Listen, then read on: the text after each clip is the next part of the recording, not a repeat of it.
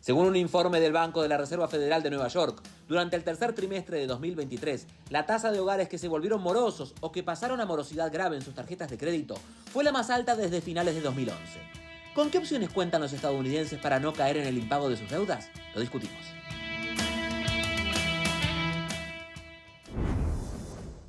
Y para hablar sobre este tema le damos la bienvenida ya a Antonio Sarabia, profesor de Economía de la Universidad Mercer, que nos acompaña desde Atlanta, Georgia. Profesor, gracias por estar con nosotros. Y lo primero que quiero preguntarle es, ¿esta situación de mayor morosidad se da por imprudencia de los consumidores, por la situación económica, la salida de la pandemia? ¿Cómo se explica este aumento en la morosidad?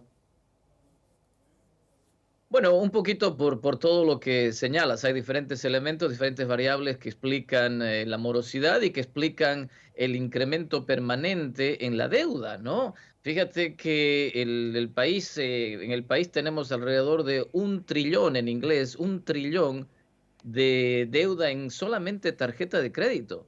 Para que la gente tenga una idea, 1 trillón es alrededor del 5% del Producto Interno Bruto de Estados Unidos, pero es exactamente igual al Producto Interno Bruto de México. Es decir, la deuda solo en tarjeta de crédito en este país es equivalente al Producto Interno de México, ¿ah? Probablemente la segunda economía más grande de Latinoamérica. Entonces, estamos ahogados en deuda.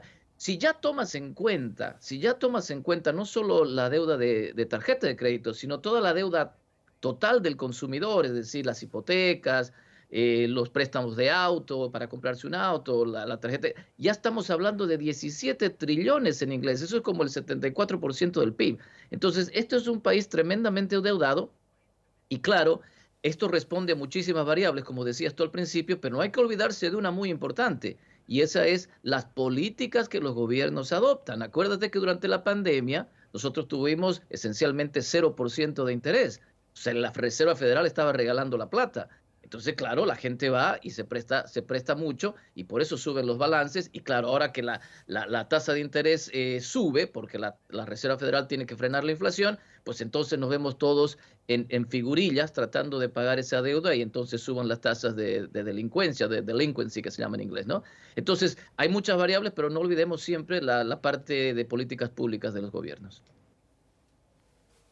Hablamos de mayor morosidad en las tarjetas de crédito, pero ¿qué pasa con el resto de las deudas? Pienso en lo que han sido los préstamos estudiantiles o también las hipotecas para las casas. Allí no se ve un crecimiento tal como en las tarjetas de crédito, ¿no es cierto? ¿Por qué la morosidad se da en las tarjetas de crédito en mayor medida y no tanto en esas otras deudas más tradicionales o más a largo plazo? Bueno, porque estas otras deudas más tradicionales son, digamos, hay más barreras, ¿no? Uno no puede llegar y hacerse un préstamo de estudiante así nomás, o una hipoteca, etcétera, ¿no? Pero con las tarjetas de crédito es más fácil, ¿no? Uno puede abrir una tarjeta de crédito inmediatamente, digamos, en minutos, en cuestión de minutos, y ya tiene una tarjeta de crédito. Pero el promedio tiene 4 tarjetas de crédito. Entonces, el promedio, la familia en Estados Unidos, esto era el 2022, el promedio de deuda en tarjeta de crédito sobrepasaba los $6,000.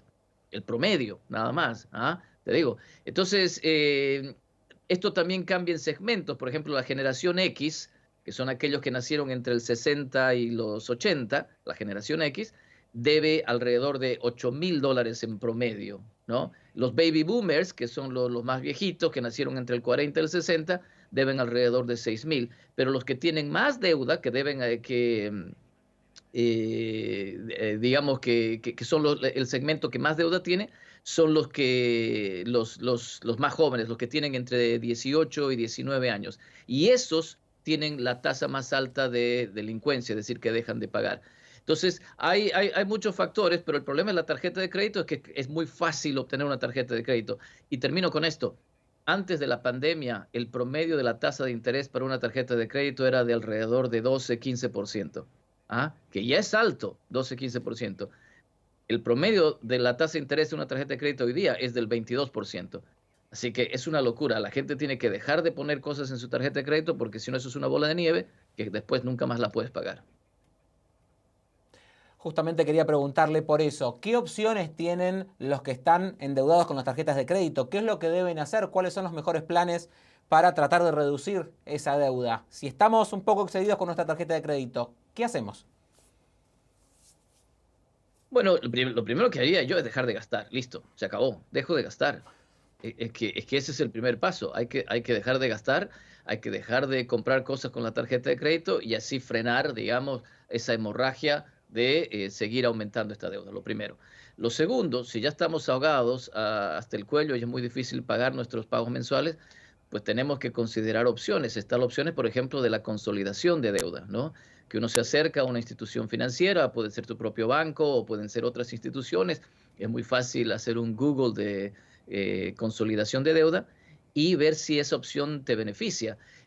Pero ojo, no, esto no beneficia a todos porque depende de la tasa de interés que te vaya a cobrar la agencia que te consolida la deuda.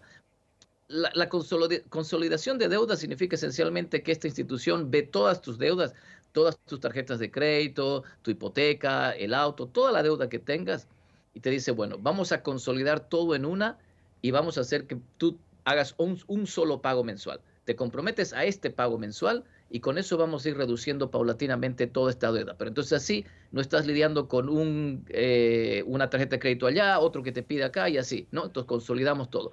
Pero esa consolidación te va a cobrar una tasa de interés. Entonces, si esa tasa de interés es más alta que lo que venías pagando individualmente, pues entonces no te conviene. Pero si esa tasa de interés es más baja y los plazos son razonables, pues entonces sí te puede convenir. Entonces hay que ver eso con cuidado.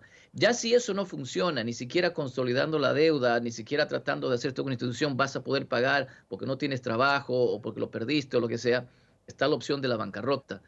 Pero la opción de la bancarrota yo la vería como la última opción porque eso te va a afectar el crédito por los siguientes 10 años, ¿no? Y no vas a ser sujeto de crédito de nada, va a ser muy difícil conseguir seguros, va a ser muy difícil comprar cosas, va a ser muy difícil incluso conseguir trabajo. Entonces la bancarrota es la última opción. Pero si haces una bancarrota, ahí mucha de tu deuda se puede liquidar y dependiendo del tipo de bancarrota, hay una que se llama el capítulo 13, otra el capítulo 7, te pueden dejar permitir quedarte con la casa o con el auto, pero en otras situaciones vas a tener que vender la casa, vender el auto. Entonces es muy complicado. Lo primero que yo haría a la gente joven, mi recomendación es no cancelen sus tarjetas de crédito. Si tienen 3, 4, 5 tarjetas de crédito, cancélelas, paguen los saldos y dejen de gastar. Y hay que empezar a vivir de acuerdo a nuestro presupuesto y dejar de vivir en una fantasía de que podemos seguir pagando esto en el futuro. Es una bola de nieve y se complica. Pero ojo, otra vez, repito, los gobiernos tienen mucha responsabilidad en esto porque ellos nos meten estas tasas de interés bajísimas y entonces la gente se entusiasma y se presta plata. Profesor, gracias por estar con nosotros. Siempre es un placer tenerlo aquí en el programa Encena de Dinero. Era el profesor Antonio Sarabia que nos ha acompañado aquí. Un gusto cuando quieran.